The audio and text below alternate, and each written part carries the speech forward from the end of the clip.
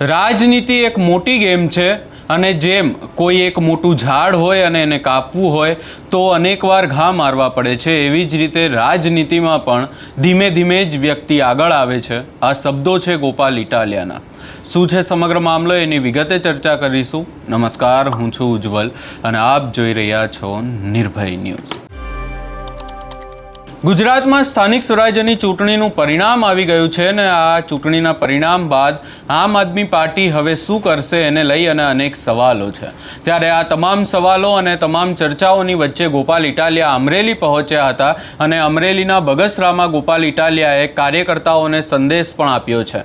ખાસ કરી અને જે ઉમેદવારો હાર્યા છે અને જે ઉમેદવારો જીત્યા છે એમને લઈ અને ગોપાલ ઇટાલિયા દ્વારા બગસરામાં શું કહેવામાં આવ્યું, સૌ પ્રથમ એ સાંભળી લઈએ. પાર્ટીનું બટન દબાવ્યું છે એ બધાને લોકોએ વારંવાર આપણા ઉપર ભરોસો મૂક્યો છે. 2021ની ચૂંટણીમાં, 2022ની ચૂંટણીમાં અને 2024ની લોકસભાની ચૂંટણીમાં અને 2026ની ચૂંટણીમાં ઉપરા ઉપર 4 ચૂંટણીઓ સુધી આમ આદમી પાર્ટીને ગુજરાતના લોકો મત આપી જાય. ક્યાંક થોડા, ક્યાંક જાજા, ક્યાંક હારી જાય, ક્યાંક જીતી જાય એટલા. પણ સૌથી મોટી વાત એ છે કે ઉપરા ઉપર 4 ચૂંટણીઓ સુધી ભાજપ અને કોંગ્રેસ સિવાયની કોઈ પાર્ટીને ગુજરાતમાં મત મળ્યા હોય એવી ઇતિહાસની આ પહેલી આમ આદમી પાર્ટી છે. ઇતિહાસમાં કોઈ એવી ભાજપ કોંગ્રેસ સિવાયની પાર્ટી નથી જેને હળંગ 4 ચૂંટણીઓ મત મળ્યા હોય. વાત સાચી છે ખોટી? ઘણીવાર આપણે જે દ્રશ્ય જોતા હોય એના કરતા મોટું દ્રશ્ય હોય પણ દેખાય નહીં. હું તમને મોટું દ્રશ્ય કહી રહ્યો. કેશુબાપાએ તે પાર્ટી બનાવી, ગોરધનભાઈએ બનાવી, શંકરસિંહે બનાવી, અને પહેલાના લોકોએ બનાવી, અને એક લોકોએ પાર્ટી તો બનાવી. કામ કર્યું, મહેનત કરી, થોડા ઘણા મત મળ્યા, થોડી ઘણી સીટો આવી અને પછી પાછું બીજી ચૂંટણી સુધી એ પાર્ટી જ ન વધી.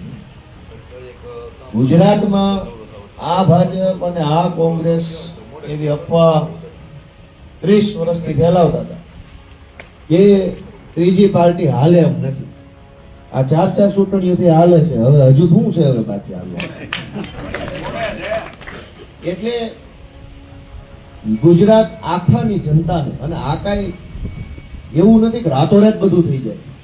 રાજનીતિ છે, આ લાંબી ગેમ છે. જે મિત્રો ચૂંટણી નથી જીતી શક્યા, હવે આપણે એને નિષ્ફળતા હું નથી માનતો. કેમ કે કોઈ બહુ મોટું ઝાડ કાપવું હોય તો 50 વખત મારવા પડે કુહાડ. પછામાં કુવાડે ઝાડ પડે એથી એમ કહેવાય પાડી દીધું, પણ પહેલો બીજો ત્રીજો કઈ ફેલ ગયો એમ થોડું કહેવાય. પછા ઘા મારીએ તેથી પડતું હોય. હવે 3-4 ઘા તો મારી દીધા. ફોર્મ ભરી દીધું એ પહેલો ઘા છે, ફોર્મ ટેકી ગયું એ બીજો ઘા છે, તમે ખેંચ્યું નહીં એ ત્રીજો ઘા છે, ચૂંટણી ઉભા રહ્યા, પ્રસાર કર્યો, ચોથો ઘા છે, આવતી ચૂંટણી બીજા 10 ઘા મારશો તો પડી જાય ને આમાં વાર શું.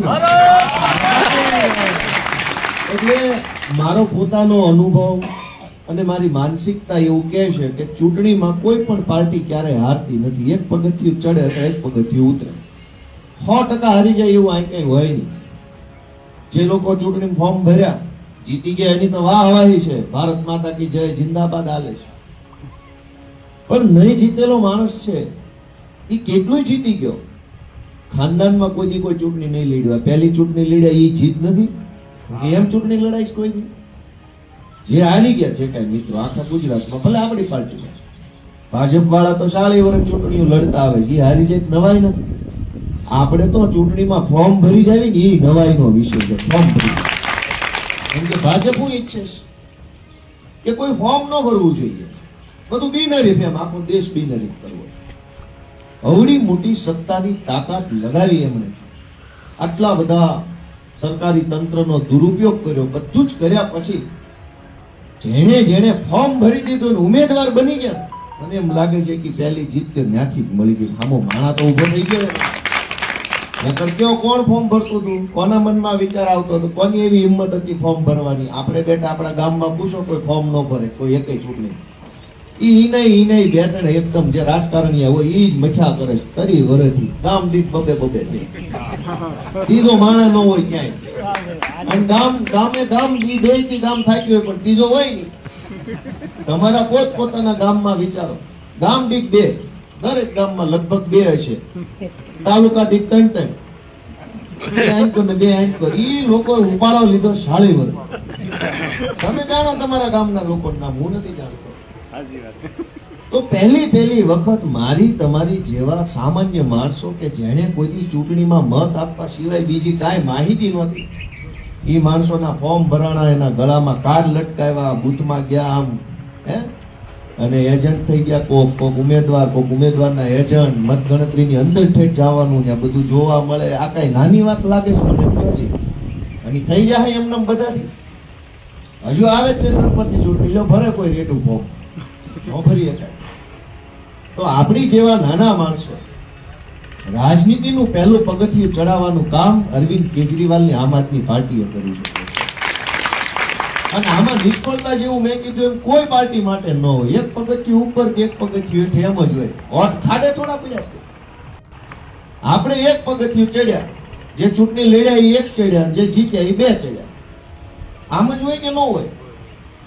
નથી જ લડ્યા, બિલકુલ જેને ફોર્મ નથી ભર્યા, હારો તો એ માણસ કહેવાય કે કઈ સેજ ચિત્રમાં.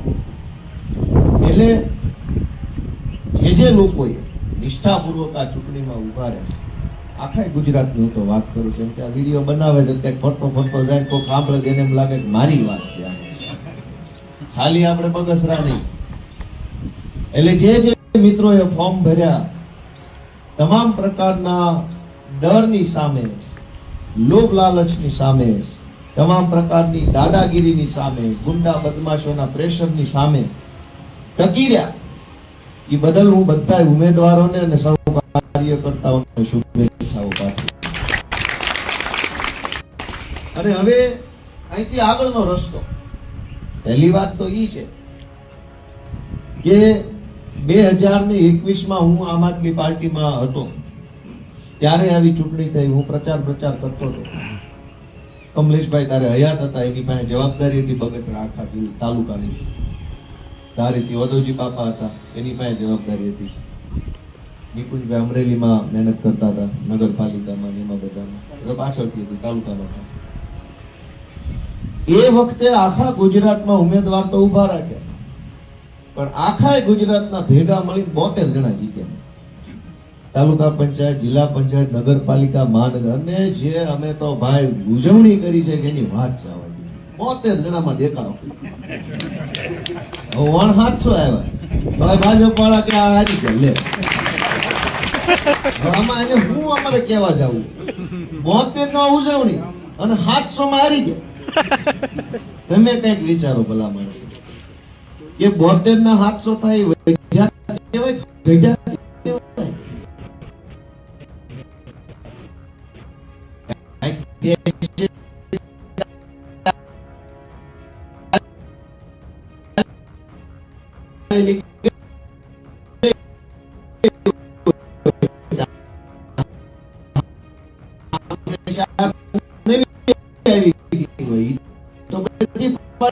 માલતું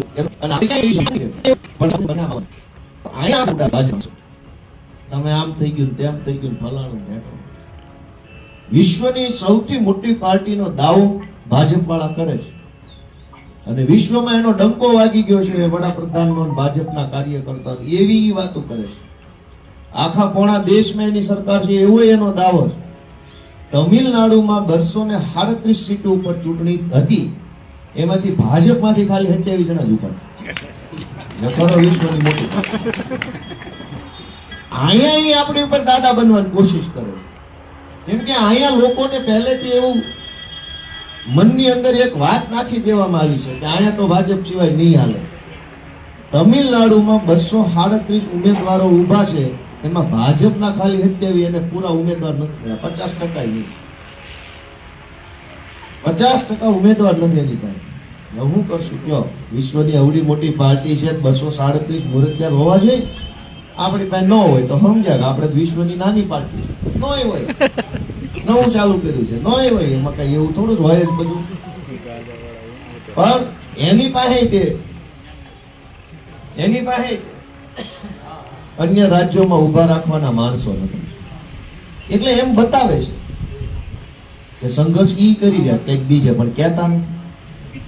અહીંથી સાનું રાખીને કરે. બંગાળમાં વળ ખાસ 2011 થી નથી મેળ પડતો. લગભગ આ વખતે હું તો માનું છું આ બધું જોતા એવું લાગે છે કે નહીં મેળ પડે. તો ઈ સંઘર્ષ કરે છે, એને ખબર છે કે કઈ એમ હેલો નથી. તો આપણે ક્યાં નિરાશ થવાની જરૂર? ઈ તો વિશ્વની મોટી પાર્ટી તોય હાલતી નથી, આપણે જ નાની છે, 2 વર્ષ મોટી હાલે, એમાં હું હોય. આ સમજ્યા કે નહીં બધા? એટલે આ સંઘર્ષનો રસ્તો છે. આ હંમેશા માણસ એક પગથિયું ચડ્યો ઉતરો એટલો જ વિષય. 100% નિષ્ફળતા જેવું કાંઈ છે નહીં, 100% સફળતા ન હોય. ધારાસભ્ય બની જાવ, મંત્રી બનવાનું મન થાય, મંત્રી બનો મુખ્યમંત્રી મન થાય, મુખ્યમંત્રી બનો વડાપ્રધાનનું મન થાય. આમાં કઈ 100% સફળતા નથી. જ્યાં ભોગો ત્યાં ઉપરનું જ દેખાડે. હવે અત્યાર સુધી આપણે રાજકારણમાં નહોતા, હવે જીતી ગયા આપણને એમ થાય મને પ્રમુખ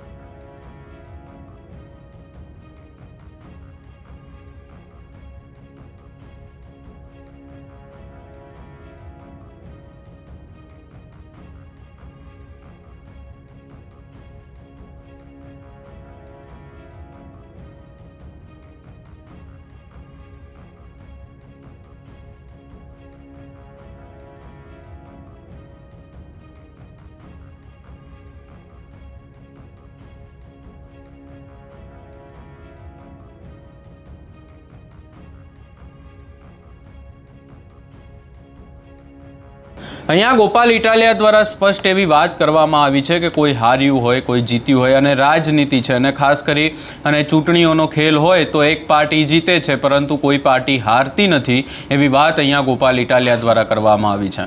ગોપાલ ઇટાલિયા દ્વારા સ્પષ્ટ સંદેશ આપવામાં આવ્યો છે કે કોઈ પણ વ્યક્તિ હોય કે કોઈ પણ પાર્ટી હોય, એ પાર્ટી હારતી નથી. હા, પાર્ટી એક પગથિયું ઉપર ચડે છે કાં તો એક પગથિયું નીચે ઉતરે છે, અને ગોપાલ ઇટાલિયા દ્વારા પણ અહીંયા એ જ વાત કરવામાં આવી છે.